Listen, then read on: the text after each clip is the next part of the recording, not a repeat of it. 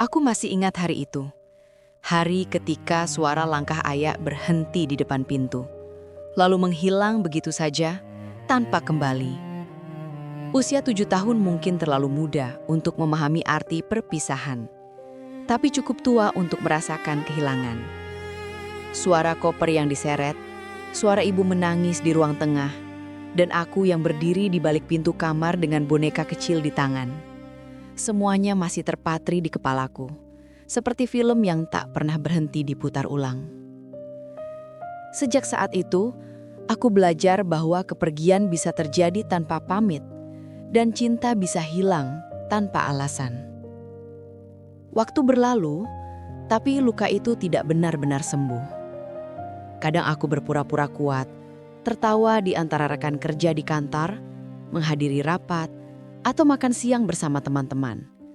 Tapi di dalam hati, ada bagian dari diriku yang masih terhenti di masa lalu, di depan pintu rumah itu, menunggu seseorang yang tak pernah kembali. Suara dering telepon di meja kerja membuyarkan lamunanku. "Alia, meeting jam 2 ya. Jangan lupa bawa file presentasi." Suara Dina, rekan sekantorku mengingatkanku. Aku mengangguk sambil tersenyum tipis. "Iya, aku siap." Aku bekerja di sebuah perusahaan desain interior di Jakarta, dan hari-hariku berjalan seperti arloji yang terus berdetak. Pagi, kerja, pulang, tidur. Begitu terus. Tapi kadang di sela-sela kesibukan itu, ada ruang kosong yang tak bisa kuisi dengan apapun. Seolah aku hidup di antara kebisingan, tapi di dalam diriku tetap sunyi. Sore itu hujan turun perlahan. Langit berwarna abu keperakan, dan kaca jendela kantor dipenuhi titik-titik air yang menetes lambat. Aku menatap keluar, melihat mobil-mobil berlalu dalam kabut senja. Hujan selalu membuatku tenang, tapi juga getir. Karena entah kenapa, setiap kali hujan turun, aku teringat ayah. "Ayah cuma pergi sebentar ya, sayang." Kalimat itu, yang dulu diucapkan dengan lembut, ternyata adalah kebohongan pertama yang kupahami dalam hidup. Aku menghela nafas panjang. Sudah 20 tahun berlalu, tapi suaranya masih seperti gema di pikiranku. "Alia, kamu udah siap?" Dina memanggilku dari balik meja. Aku tersadar, buru-buru menutup laptop. "Siap," jawabku pelan. Kami berjalan menuju ruang rapat. Di sana aku berusaha menampilkan diri yang profesional, percaya diri, dan fokus. Tapi di dalam dada ada kekosongan yang kadang membuatku lelah tanpa alasan. Aku bisa berdiri tegak di hadapan banyak orang, mempresentasikan ide dengan suara tenang, tapi saat pulang ke rumah, hanya sunyi yang menyambutku. Malam itu, di kamar apartemen kecilku, aku duduk di depan cermin. Rambutku tergerai lepas. Wajahku tampak lelah tapi masih berusaha tersenyum. Aku menatap bayangan diriku sendiri dan bertanya dalam hati, apa aku masih berharap seseorang datang untuk menetap? Dulu aku pernah berpikir, jika aku cukup baik, cukup lembut, cukup sabar, mungkin seseorang akan tetap tinggal. Tapi nyatanya, dunia tidak bekerja seperti itu. Cinta datang dan pergi seperti ombak di tepi pantai. Tak bisa kutahan, meski aku ingin. Suatu malam, aku bermimpi. Aku berada di taman yang sama dengan masa kecilku. Ayah berdiri di ujung jalan, tersenyum sambil melambaikan tangan. Aku berlari ke arahnya, tapi setiap kali aku mendekat, jarak itu justru semakin jauh. Sampai akhirnya aku berhenti. Nafasku tersengal dan ayah perlahan menghilang dalam kabut. Aku terbangun dengan mata basah. Sejak malam itu, aku tahu, trauma bukan tentang kejadian yang sudah berlalu, tapi tentang kenangan yang terus menolak pergi. Keesokan harinya, aku datang ke kantor lebih pagi. Udara Jakarta masih dingin, aroma kopi dari pantry menyambutku. Aku duduk di meja kerja, membuka laptop, mencoba menulis rencana proyek baru.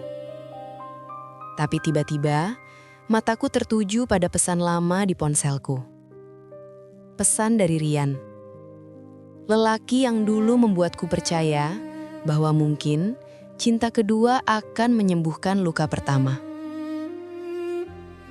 Aku rasa kita butuh waktu sendiri dulu, Li. Aku capek. Pesan itu dikirim 6 bulan lalu.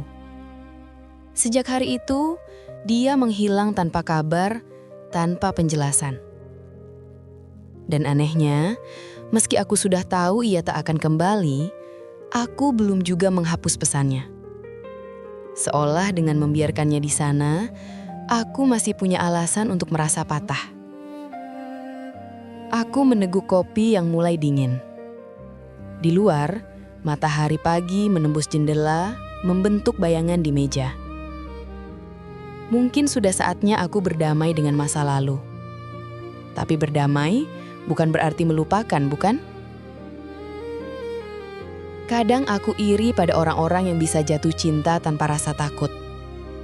Aku ingin seperti mereka, yang bisa tertawa lepas, mencintai tanpa ragu, dan percaya tanpa waspada. Tapi setiap kali seseorang mendekat, ada suara kecil di dalam diriku yang berkata, "Hati-hati, nanti dia juga pergi." Dan aku pun mundur, perlahan, tanpa sadar. Sore itu aku pulang lebih cepat. Jalanan macet, hujan turun lagi. Wiper mobil bergerak lambat, menyapu kaca depan yang buram. Di radio, mengalun lagu lama tentang kehilangan. Aku tersenyum pahit. Lucu ya, bagaimana hidup kadang seperti menertawakan kita dengan cara yang halus. Saat mobil berhenti di lampu merah, aku melihat pasangan muda di motor sebelahku. Mereka tertawa, basah oleh hujan, tapi terlihat bahagia.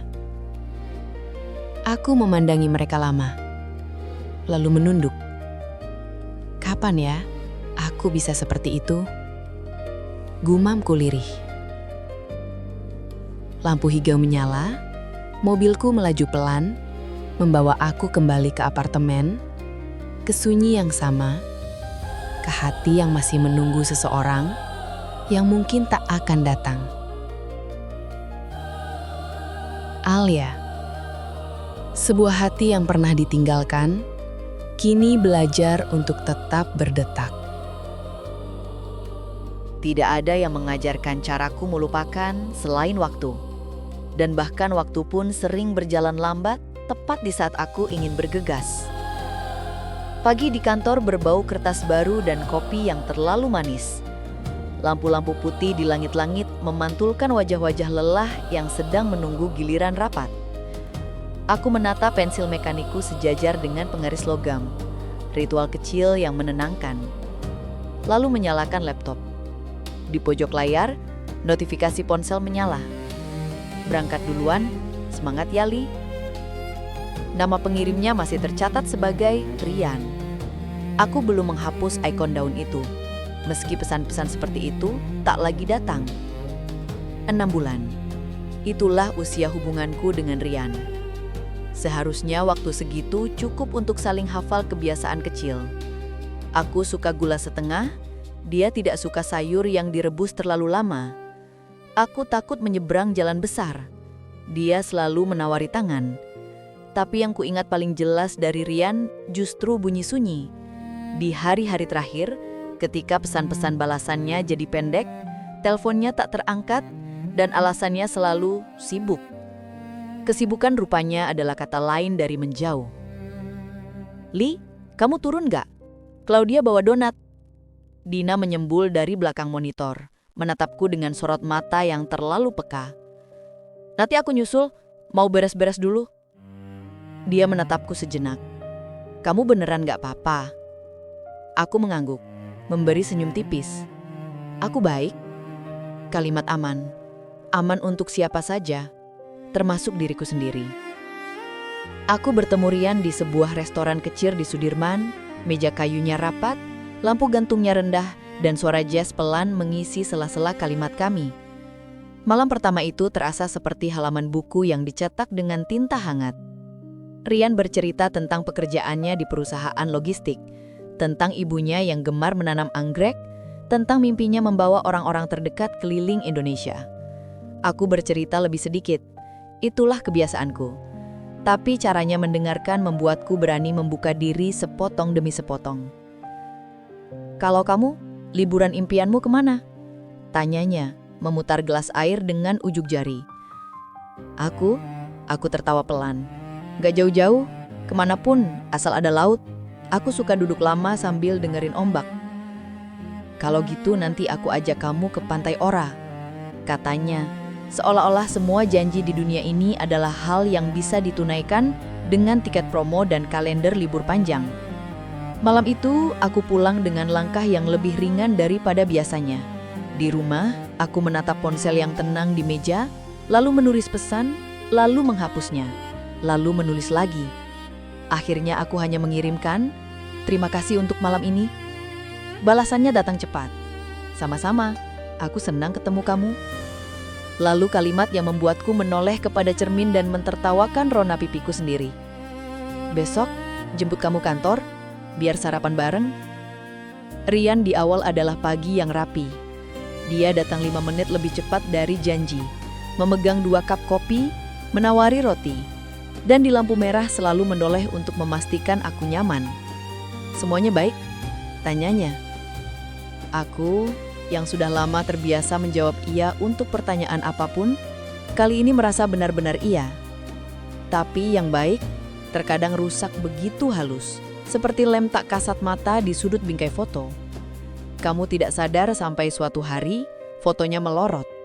Mulanya, Rian sering menunda. "Li, ada meeting dadakan, dinernya rencek ya." Lalu menjadi, "Maaf ya, ketiduran, tadi capek banget." Lalu menjadi, "Nanti aku jelasin." Lalu tidak ada penjelasan. Kau bisa mencintai seseorang dari caranya menepati janji-janjinya yang kecil. Dan kau bisa kehilangan seseorang dari cara yang sama. Malam paling sunyi datang ketika aku menunggu di restoran Itali yang dulu kami datangi untuk merayakan ulang tahunku. Bulan lalu yang sederhana. Aku memesan air mineral, memeriksa jam, mengirim pesan. "Kamu di mana?" Centang 2, biru, tidak ada balasan. Pelayan datang dengan senyum profesional. "Mau pesan sesuatu lagi, Mbak?" Aku menggeleng. "Tidak, terima kasih." Dia pergi, aku menatap ponsel lagi, jantungku mengeluarkan bunyi yang tidak bisa didengar siapa-siapa. Aku tidak menangis malam itu. Aku pulang, menghapus make up, mandi air hangat, lalu duduk di lantai kamar sambil memeluk lututku. Yang keluar hanya napas panjang, seperti orang yang baru saja menyadari bahwa pintu yang kau pegang selama ini sebenarnya tidak terhubung ke ruangan manapun. Esoknya, Rian mengirim pesan panjang. "Maaf ya, aku lagi banyak masalah. Aku nggak tahu gimana ngejelasinnya. Kayaknya aku butuh waktu sendiri. Kamu orang baik." Kalimat yang terdengar sopan, tapi ujungnya tajam. Orang baik. Seolah-olah kebaikanku bisa jadi pengganti dirinya. Aku tidak membalas 2 hari. Pada malam ketiga, aku hanya menulis, "Oke." Setelah itu, tidak ada lagi. Kau pikir setelah ditinggal, hati akan otomatis paham apa yang harus dilakukan. Nyatanya, hati sering seperti anak kecil yang menolak makan. Ia menolak menelan kenyataan, menahan sendok di bibir, dan kita yang dewasa harus sabar membujuknya. Angga datang ketika Rian sudah benar-benar diam. Kami berkenalan di kantor klien. Dia bagian procurement sebuah perusahaan properti. Tinggi, dengan senyum yang mudah sekali muncul. Angga pandai bercanda. Dia tahu persis kapan harus menyisipkan kalimat ringan agar suasana rapat tak beku. "Kalau nggak keberatan, nanti aku traktir kopi ya?" buat permintaan revisi halaman 12 itu? Ujarnya setelah rapat, menatapku dengan mata yang seperti tidak pernah mengenal ragu.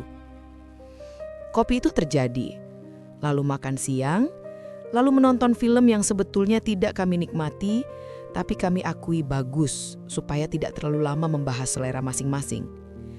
Aku mengira aku masih terlalu rapuh untuk memulai apapun. Namun Angga bergerak cepat. Seperti orang yang berjalan di trotoar lebar tanpa menoreh kanan kiri. Yang penting kamu happy, katanya suatu malam di parkiran mall. Aku orangnya gampang kok. Gampang. Kata itu baru terasa beban ketika perjalanan mulai panjang. Angga tipe yang suka memutuskan hal-hal seketika.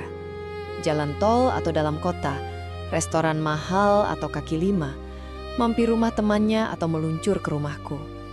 Ia tidak jahat, hanya seenaknya. Kalau aku berkata pelan, bisa nggak nanti dulu? Dia tertawa.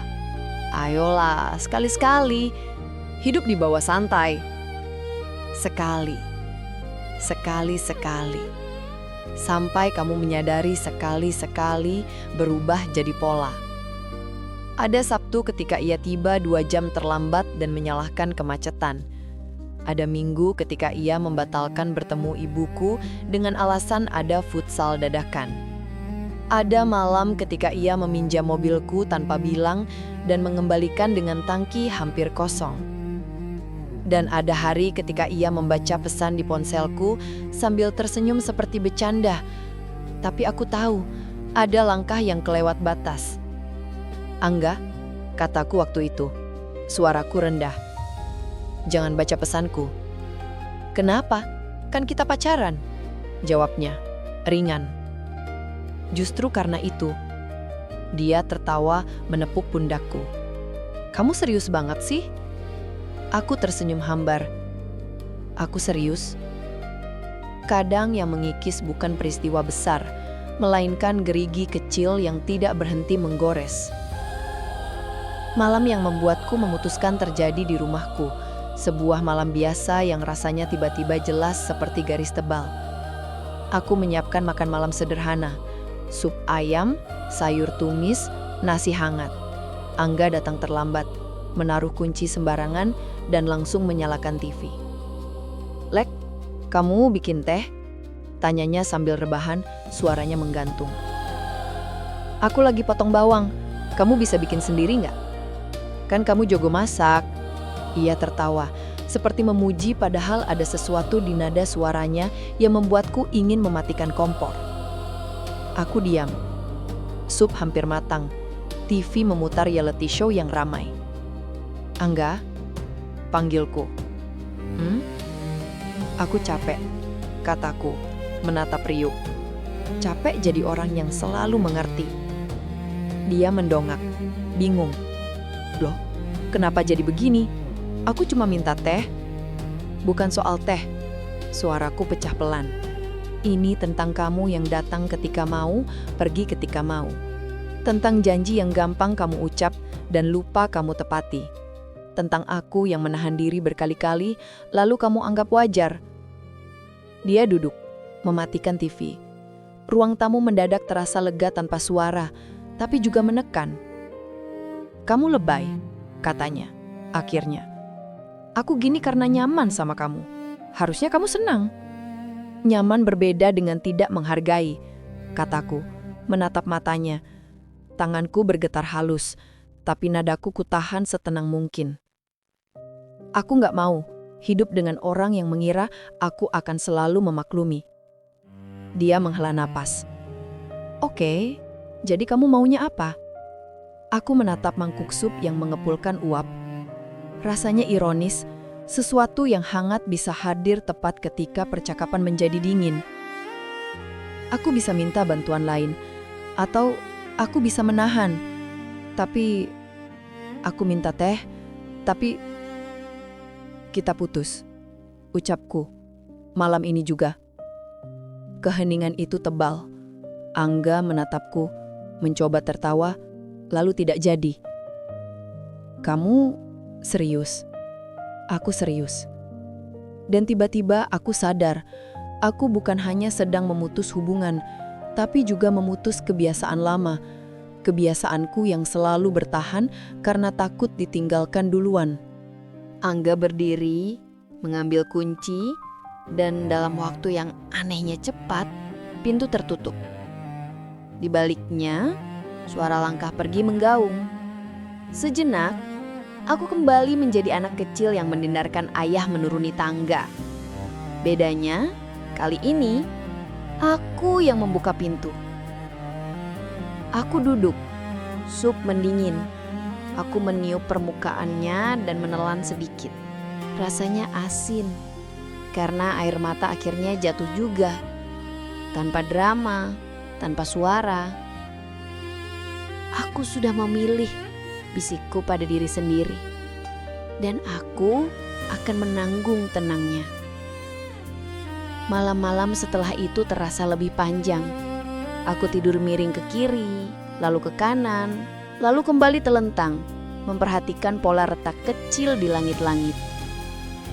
Pagi harinya, aku membuat daftar belanja, membersihkan lemari, menyortir baju, kegiatan-kegiatan kecil yang membuat kepala sibuk agar hati tidak terlalu banyak ruang untuk mengulang film lama. Di kantor, Dina dengan empati yang selalu datang di waktu tepat menawarkan makan siang di restoran Jepang dekat gedung. "Gak enak kalau kamu makan sendiri terus," katanya. Kami duduk di dekat jendela. Matahari siang memantul di permukaan mangkuk ramen. "Kamu hebat," ucapnya Dina pelan. "Hebat apa?" "Berani bilang cukup," jawabnya. "Banyak orang bertahun-tahun terikat karena takut sendiri." Aku menatap sendokku. "Aku bukan gak takut sendiri, Din. Aku cuma gak mau sendirian di dalam hubungan." Dia mengangguk. "Itu lebih menakutkan." Kami makan tanpa banyak bicara. Di luar jendela, lalu lalang manusia seperti irama yang tak pernah berhenti. Jakarta selalu punya cara meyakinkan kita bahwa hidup berjalan terus. Aku percaya, tapi di sudut hati, sesuatu masih menunggu jawaban yang lebih lembut. Malamnya, aku pulang dan menyalakan lampu-lampu kecil di ruang tamu. Lampu yang kubeli khusus karena cahayanya hangat seperti sore hari. Aku menyiapkan teh untuk diri sendiri, duduk di karpet, menulis di buku catatan. Aku ingin percaya lagi suatu saat, tapi tidak sekarang. Sekarang, aku ingin pulih. Tulisanku miring dan rapi, seperti langgah yang baru belajar mantap. Aku menutup buku, memandangi halaman-halaman kosong berikutnya. Di luar, hujan tipis turun, menggambar garis-garis miring di kaca. Seminggu setelah Angga pergi, aku menerima undangan ulang tahun rekan kantor di sebuah restoran. Ruangannya luas, musiknya cukup keras, dan lampu kuningnya mempermainkan bayangan orang-orang yang tertawa. Aku tidak punya alasan menolak. Mungkin aku pikir ada baiknya bertemu keramaian meski aku hanya ingin berdiri di pinggir. Di sana, di dekat meja dessert, seorang lelaki berdiri dengan punggung tegak. Tangannya memegang piring kecil berisi kue coklat yang terlihat terlalu manis. Wajahnya hangat tanpa usaha, matanya teduh, dan ada sesuatu di caranya mengangguk pada pelayan yang membuatku sadar bahwa sopan bisa tampil tanpa perlu tegas. Dina menepuk lenganku. "Kenalin," katanya. "Itu Bimo, divisi legal di kantor sebelah." Bimo menoleh, tersenyum. Senyumnya seperti seseorang yang sudah terbiasa mengantar orang lain pulang lebih dulu. "Hai," katanya. "Kamu Alia ya? Dina sering cerita tentang kamu." "Aku harap cerita yang baik," sahutku, mencoba ramah. "Kalau nggak baik, aku nggak datang," jawabnya, ringan. Kami tertawa kecil, lalu diam sebentar. Diam yang bukan canggung, melainkan semacam izin untuk saling memperhatikan tanpa tergesa-gesa. Aku nggak terlalu suka kue manis, katanya mengangkat piring. Tapi kuenya lucu, sayang kalau nggak diambil. Aku menatap kue itu, lalu berkata, "Kamu boleh duduk di sana, di dekat jendela anginnya enak." Dia mengangguk. "Kamu ikut?" "Sebentar lagi," jawabku. Aku ambil teh. Bimo berjalan duluan. Aku mengisi cangkir, lalu menoleh. Di dekat jendela, ia menunggu. Bukan menatap ponsel, bukan memanggilku. Hanya menunggu seperti orang yang mengerti waktu milik masing-masing. Dan entah kenapa, pemandangan itu membuatku menarik nafas lebih panjang dari biasanya. Aku duduk. Kami bicara tentang hal ringan. Jalan pulang paling cepat, film yang akhir-akhir ini terlalu panjang, lagu lama yang selalu enak didengar saat hujan. Ia bertanya seperlunya, mendengarkan seutuhnya. Tidak ada ambisi di caranya bicara. Sesekali, ia menoleh ke jendela, memandangi lampu-lampu kota, lalu kembali menatapku. Ketika acara selesai, Bimo menawariku tumpangan. Aku menolak halus. Belum, pikirku. Belum saatnya aku menumpang mobil seseorang lagi. Ia tidak memaksa. "Kalau begitu aku jalan dulu. Hati-hati pulang." "Terima kasih," ucapku. Dia melangkah, lalu berhenti setengah meter dari pintu. Menoleh. "Oh ya, Alia, semoga kamu tidur nyenyak malam ini." Kalimat sederhana itu menembusku lebih dalam daripada puisi manapun. Di rumah, aku membuka gorden dan membiarkan angin malam masuk. Aku berbaring sambil memikirkan cara Bimo menunggu tanpa tergesa-gesa, menoleh tanpa ingin, dan berpamitan tanpa janji. Di dada, sesuatu yang lama diam bergerak pelan.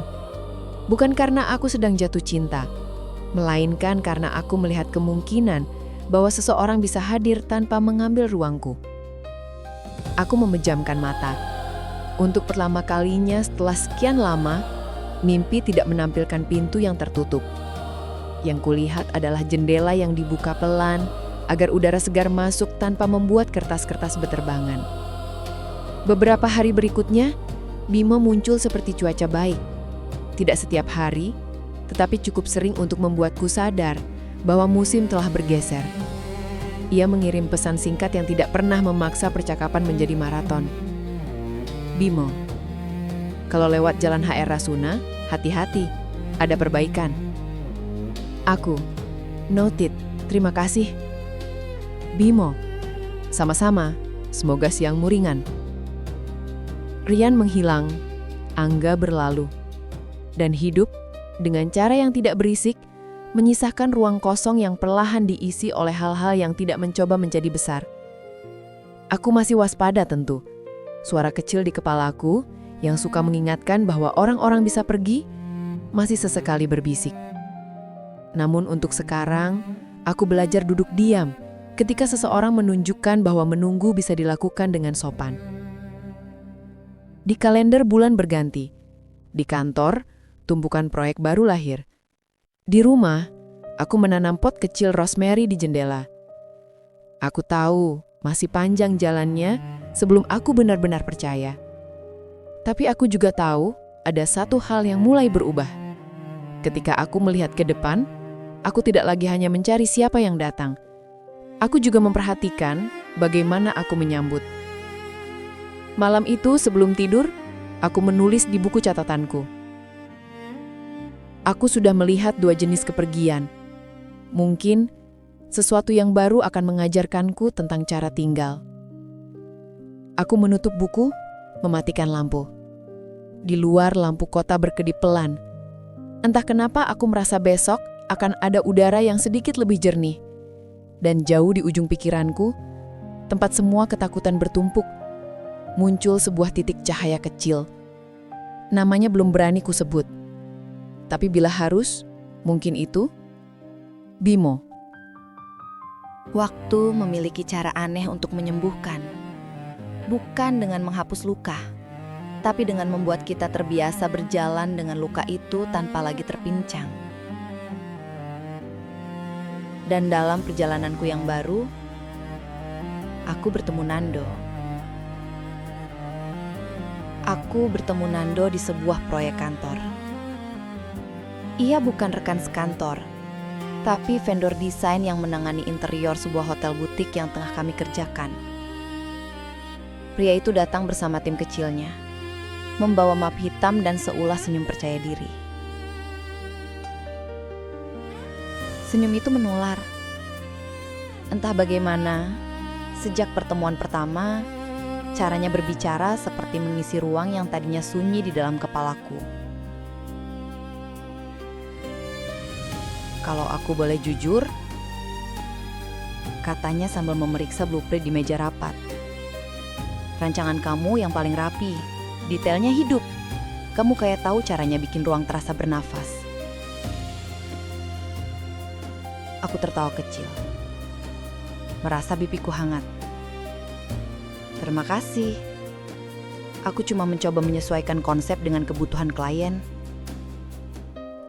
Enggak. Jawabnya cepat. Matanya menatapku dalam. Kamu menyesuaikan konsep dengan perasaan orang. Itu beda. Kalimat itu sederhana tapi dalam, terasa seperti seseorang membuka jendela setelah sekian lama tertutup. Hari-hari berikutnya, proyek membuat kami sering bertemu. Nando bukan sekedar pintar bicara, tapi tahu kapan harus diam. Ia punya selera humor yang ringan, bisa membuatku tertawa tanpa aku merasa dipaksa. Kadang sepulang rapat, kami mampir minum kopi di kafe kecil dekat kantor. Dia selalu memesan kopi hitam tanpa gula, dan aku cappuccino. Kenapa kamu selalu pilih yang pahit? Tanyaku suatu sore saat hujan mengguyur trotoar luar jendela. Karena aku suka tahu rasa aslinya, seperti hidup. Kalau terlalu manis, kita nggak belajar apa-apa. Aku menatap wajahnya lama. Mungkin terlalu lama. Ada sesuatu di matanya yang membuatku ingin percaya. Mungkin, aku pikir, ini dia orangnya, yang bisa membuatku berhenti takut, yang bisa memulihkan kepercayaanku pada cinta.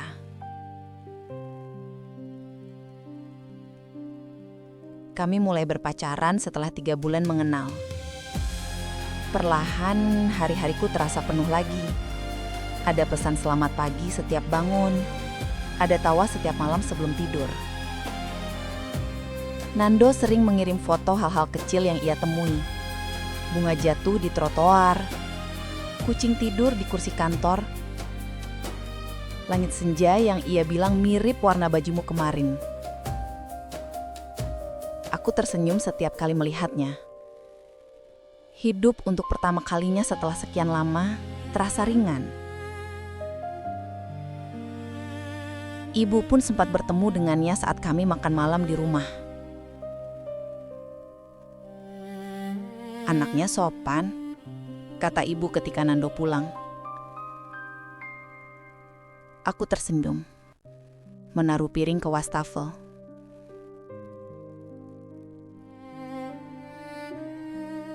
Iya bu, dia baik.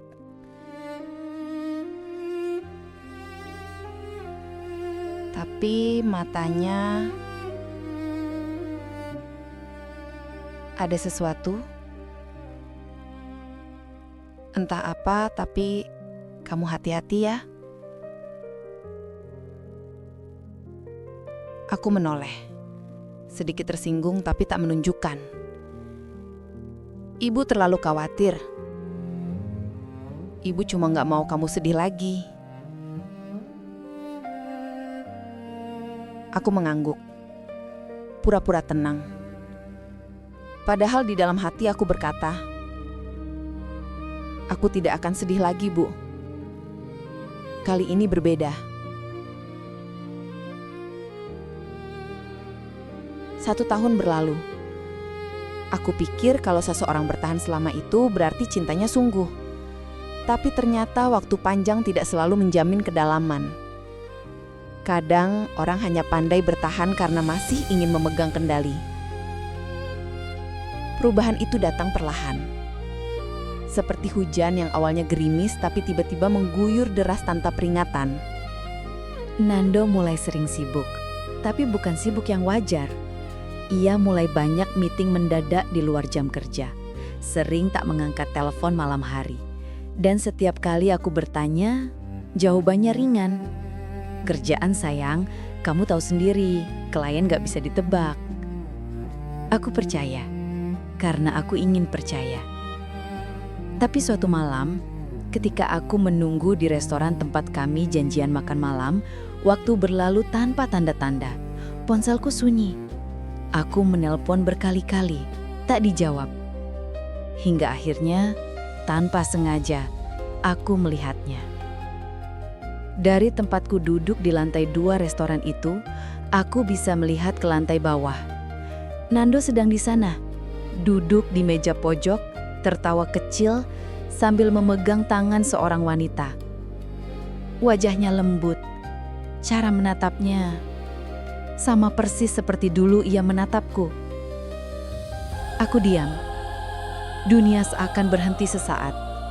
Bunyi denting sendok di gelas, tawa orang di meja sebelah, musik lembut dari pengeras suara semuanya lenyap. Yang tersisa hanya tatapan itu. Ia menatap wanita itu seolah tak ada orang lain di dunia.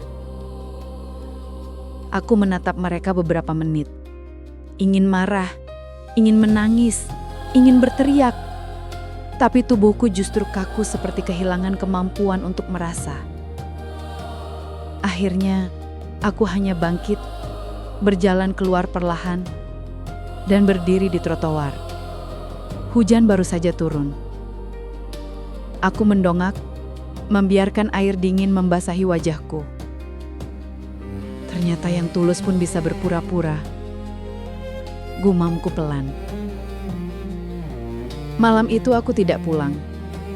Aku menyusuri jalan kota sendirian, menatap lampu-lampu yang buram tertutup air hujan. Sampai akhirnya aku berhenti di jembatan penyeberangan dan duduk di sana, menatap arus kendaraan yang lewat di bawah. Aku menyalakan ponsel. Ada 5 panggilan tak terjawab dari Nando. 1 pesan baru masuk. Sayang, kamu di mana? Aku bisa jelasin semuanya. Tolong angkat. Aku menatap layar itu lama. Lalu, tanpa sadar, aku mengetik. Tidak perlu dijelaskan. Aku sudah lihat. Kukirim. Setelah itu, aku mematikan ponsel. Angin malam berembus, membawa aroma aspal basah. Di tengah dinginnya udara, ada kehangatan aneh yang muncul di dadaku. Bukan karena bahagia, tapi karena akhirnya aku tahu aku bisa berhenti berharap. Beberapa hari setelah itu, Nando datang ke kantor. Aku melihatnya dari jauh, menunggu di lobi dengan wajah penuh sesal. "Alia, tolong dengar aku dulu," katanya saat aku lewat. Aku berhenti sebentar, menatapnya. Untuk apa? Aku sudah tahu semuanya. Dia cuma teman lama. Kita cuma pegangan tangan di restoran, bukan hal yang dilakukan 2 teman lama. Nando, potongku datar. Dia terdiam. Matanya mulai berkaca-kaca, tapi aku tidak percaya air mata yang datang terlambat. "Kenapa?" tanyaku lirih. "Aku gak pernah menuntut apapun darimu. Aku cuma minta jujur." Dia menunduk, suaranya pecah pelan. "Aku takut kehilangan kamu." Aku tertawa getir. "Dan kamu pikir berbohong membuatku tetap tinggal?" Aku menatapnya lama. Aku gak tahu mana yang lebih menyakitkan. Kamu mengkhianati aku, atau aku sekali lagi mempercayai orang yang salah. Aku berbalik, melangkah pergi. Untuk pertama kalinya, aku tidak menoleh. Malam itu aku pulang ke rumah, duduk di lantai ruang tamu dan menatap cermin besar di seberang. Aku melihat sosok perempuan yang menatap balik. Matanya sembab, tapi ada cahaya kecil di sana, seperti api lilin yang bertahan di tengah angin. Aku berbisik pada bayangan itu. "Aku baik-baik saja kan?" Suara hatiku menjawab. "Kamu hancur, tapi kamu masih di sini. Itu artinya kamu kuat." Air mataku jatuh pelan. Kali ini bukan karena sedih, tapi karena aku merasa lega. Untuk pertama kalinya, aku tidak menyalahkan siapapun.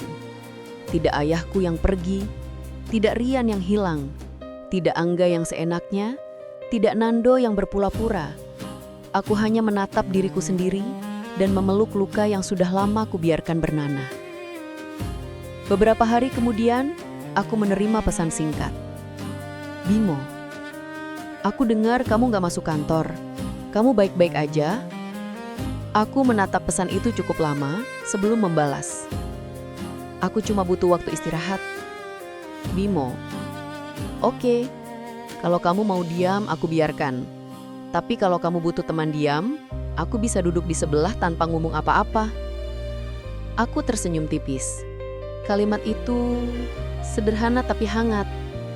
Bimo tidak menanyakan apa yang terjadi, tidak mencoba menasehati. Ia hanya menawarkan kehadiran tanpa syarat. Malam itu aku membuka jendela kamar, membiarkan udara malam masuk. Lampu kota berkelip di kejauhan, dan di dada ada sesuatu yang perlahan terasa lebih ringan.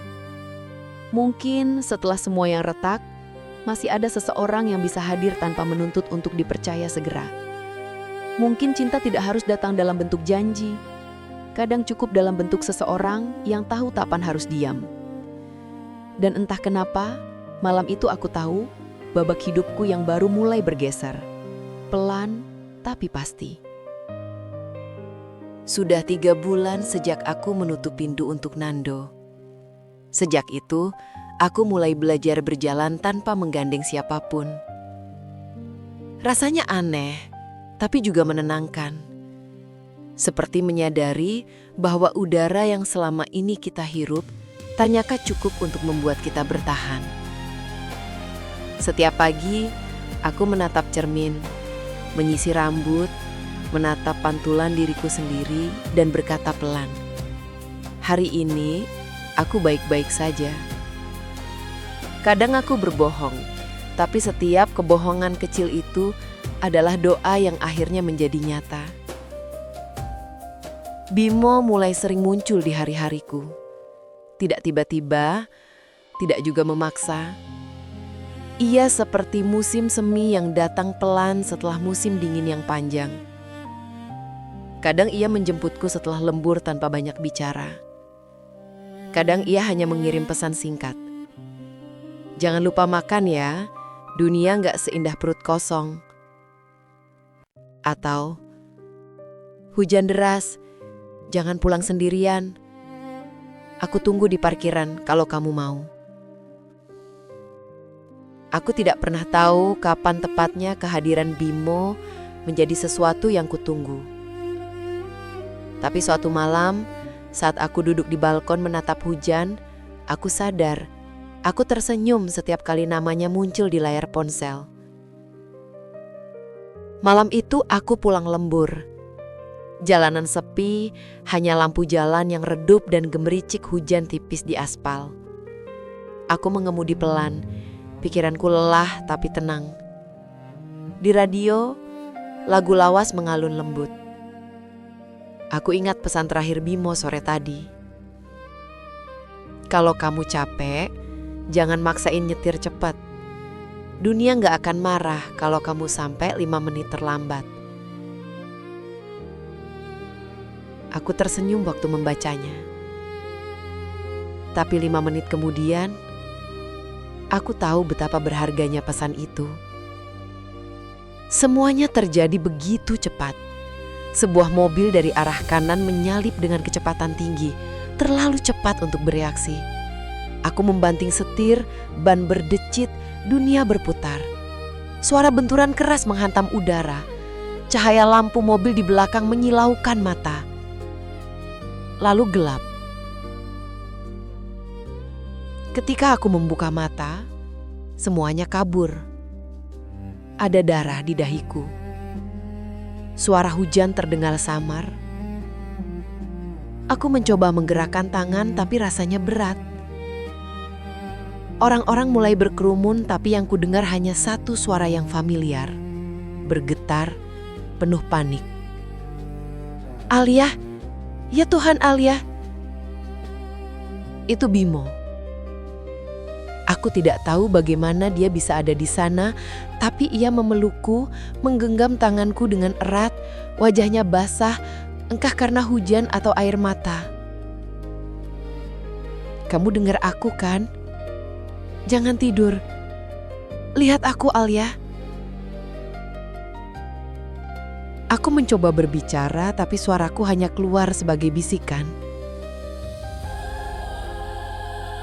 Bimo, kenapa kamu di sini? Ia menggeleng cepat. Suaranya bergetar. Karena aku nggak tenang kalau nggak mastiin kamu pulang dengan selamat. Dan sebelum semuanya kembali gelap, aku mendengar kalimat yang pelan tapi menusuk dalam. Aku nggak akan biarin kamu sendirian lagi. Ketika aku sadar, aku sudah di rumah sakit. Aroma antiseptik dan bunyi mesin monitor menemani kesadaranku yang masih setengah. Lampu redup, malam sudah larut. Aku menoleh perlahan, dan di sisi tempat tidur, Bimo tertidur di kursi. Kepalanya bersandar di tepi ranjang, tangannya masih menggenggam tanganku erat. Wajahnya tampak letih, tapi damai. Untuk pertama kalinya dalam waktu yang lama, aku tidak merasa takut. Ada seseorang yang benar-benar tetap di sana, bahkan saat aku paling rapuh. Pagi datang dengan cahaya lembut yang menembus jendela. Bimo terbangun, mengerjap, lalu segera berdiri mendekat. "Hei, kamu sadar?" katanya pelan.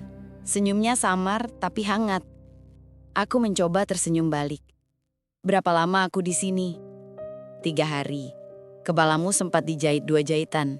Tapi kamu aman. Aku mengangguk pelan. "Kamu nggak pulang?" Dia menggeleng. "Aku nggak mau kamu bangun sendirian." Kalimat itu sederhana, tapi membuat mataku panas. Aku menunduk, menahan air mata yang tiba-tiba ingin jatuh. "Kenapa kamu selalu ada, Bim?" tanyaku akhirnya. Padahal aku sering menolakmu, menghindar, bahkan pura-pura nggak butuh siapa-siapa. Dia menarik napas pelan. Tatapannya tenang, tapi matanya jujur. "Karena aku tahu, kamu cuma takut, bukan nggak butuh." Dia berhenti sejenak, lalu melanjutkan. "Aku nggak mau jadi orang yang datang untuk mengubahmu. Aku cuma mau jadi orang yang tetap di sini. Biar kamu tahu, ada yang nggak pergi."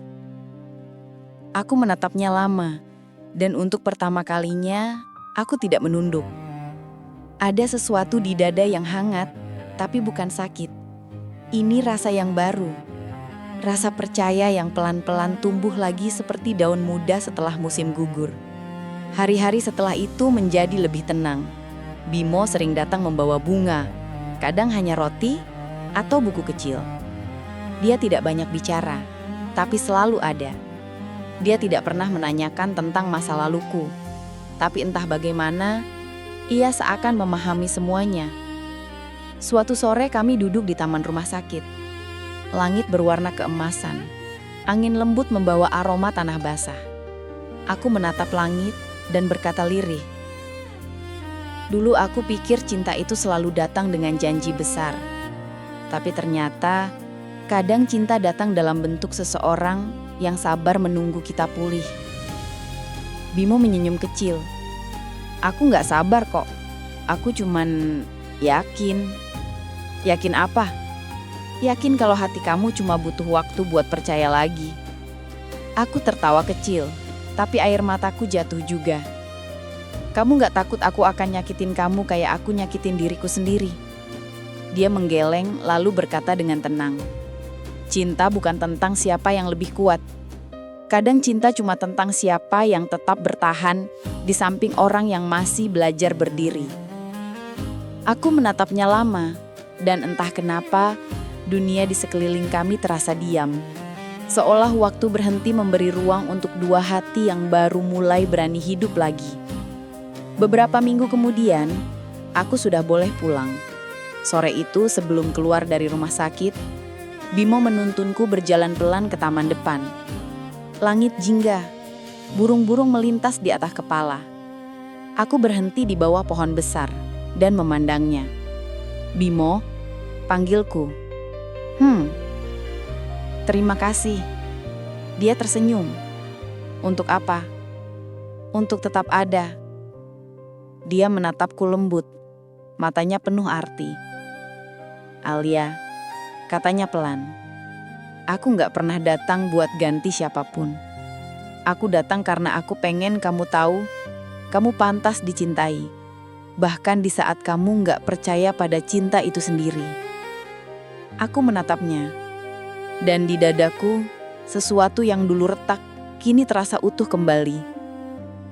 Angin sore berhembus lembut, mengusap wajahku. Dan untuk pertama kalinya sejak lama, aku merasa aman. Malam itu aku duduk di balkon apartemenku, menatap kota yang berkelip. Aku membuka buku catatanku dan menulis satu kalimat sederhana. Ternyata, cinta tidak selalu datang untuk memperbaiki masa lalu. Kadang cinta datang untuk mengajarkan cara baru melihat masa depan. Aku tersenyum. Di ponselku ada pesan masuk dari Bimo. Besok sarapan bareng. Aku tahu tempat baru. Kopinya enak, tapi bukan itu alasannya. Aku cuma pengen lihat kamu tersenyum di pagi hari. Aku tertawa kecil, mengetik balasan. Baiklah, tapi kamu yang traktir.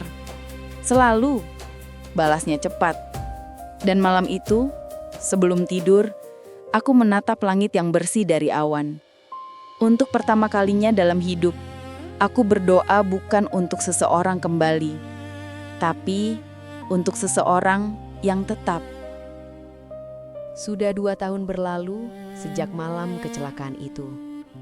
Malam ketika Bimo menggenggam tanganku di tengah hujan dan berkata, "Aku gak akan biarin kamu sendirian lagi."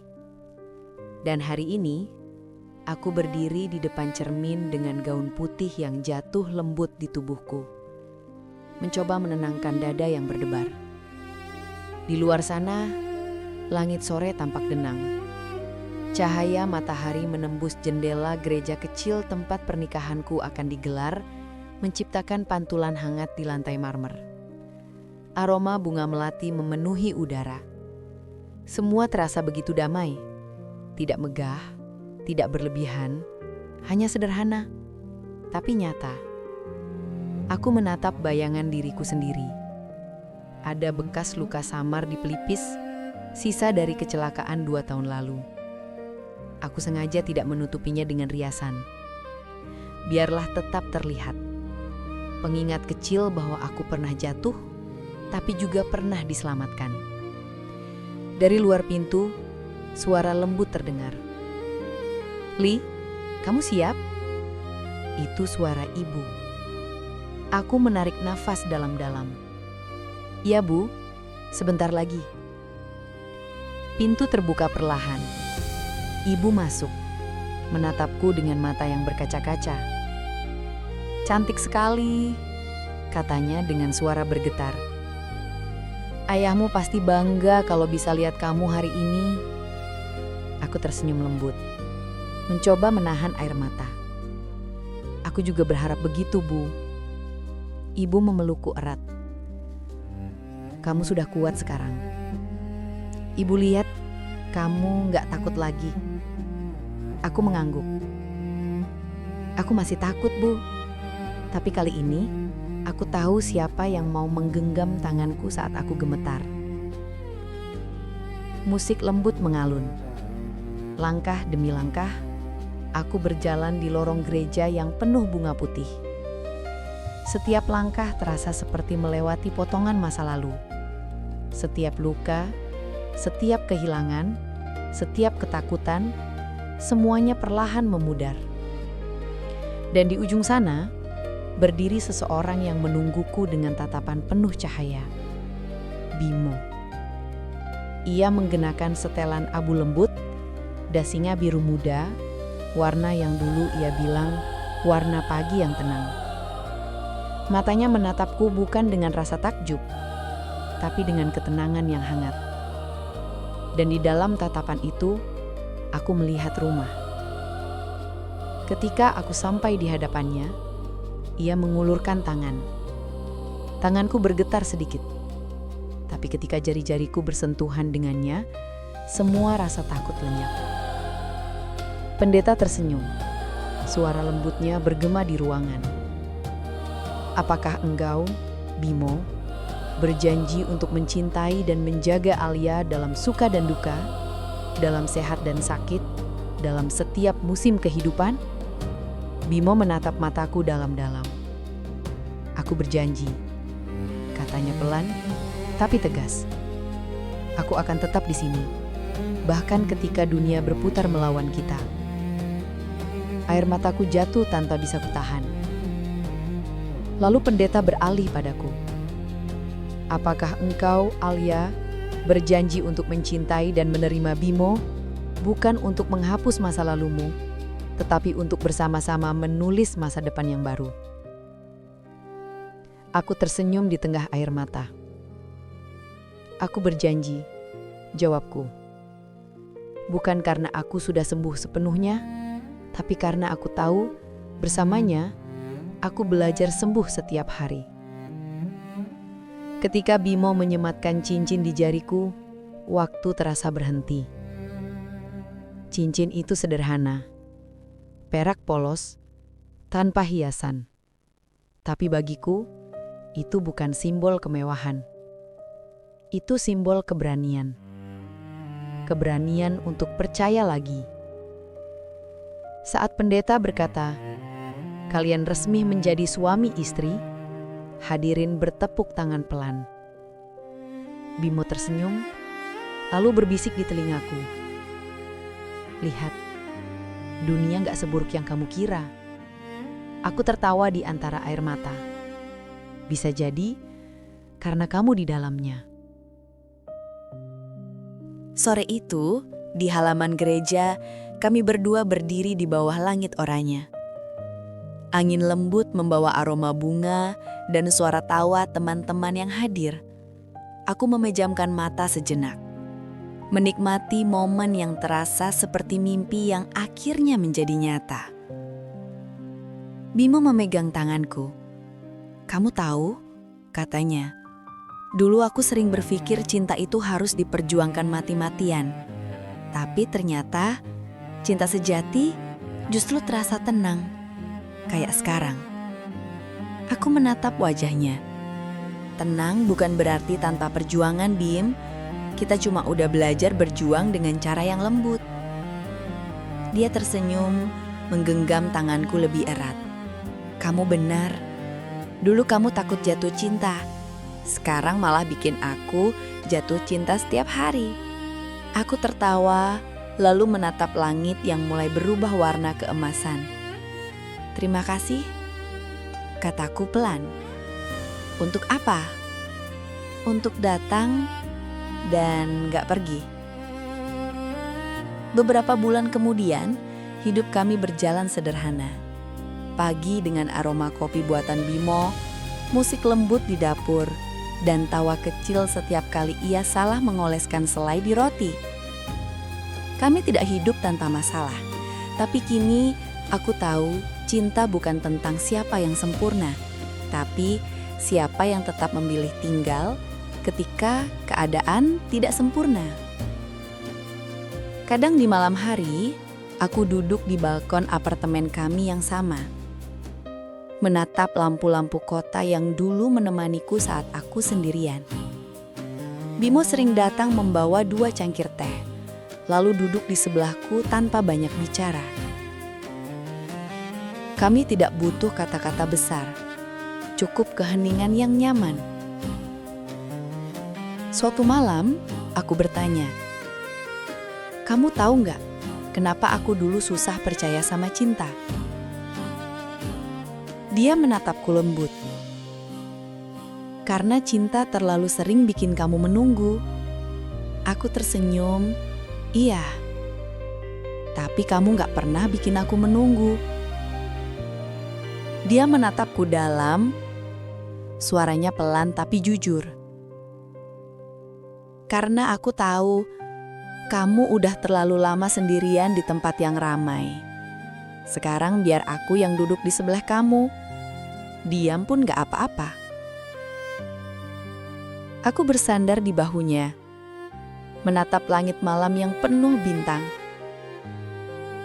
"Bimo, ya? Kayaknya aku udah sampai rumah." Dia tidak menjawab. Ia hanya menggenggam tanganku lebih erat. Dan dalam genggaman itu, aku tahu, aku sudah menemukan apa yang selama ini ku cari. Beberapa tahun dari hari itu, aku menulis sesuatu di halaman terakhir buku catatanku. Aku pernah hilang, aku pernah takut, aku pernah patah. Tapi aku juga pernah dicintai dengan cara yang membuatku pulih. Dan kini, aku tahu cinta sejati bukan tentang mencari seseorang yang sempurna, melainkan menemukan seseorang yang tetap memilih kita, bahkan setelah tahu betapa tidak sempurnanya kita.